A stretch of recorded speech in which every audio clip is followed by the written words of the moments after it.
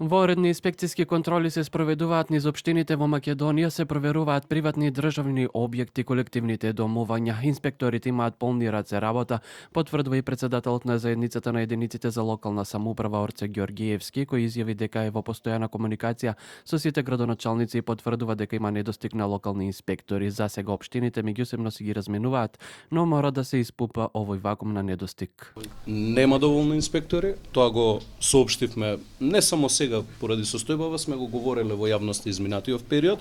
Она што би значило исполнување на минималните услови за да може секоја општина да постапува е некаде бројка од 40 на инспектори кои што треба во наредниот период да ги примат општините. Во сите училишта има противпожарна опрема, но некаде ќе треба да се дообнови и до средина, што активно се работи, вели министерката за образование и наука Весна Јаневска, обврска која треба да се спроведува барем еднаш годишно.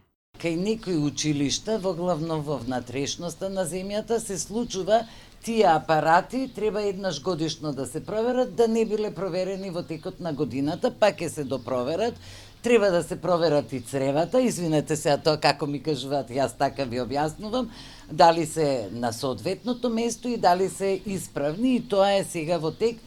Во образовниот процес мора да се воведат така наречените симулации, тоест вежби за безбедна евакуација и како правилно треба да се реагира, зашто е потребно прво едукација на наставниот кадар кој ќе ја пренесат на младите. Меѓутоа и министерката и председателот на ЗЕЛС уверуваат дека образовните институции се безбедни и не треба јавноста да стравува за своите деца.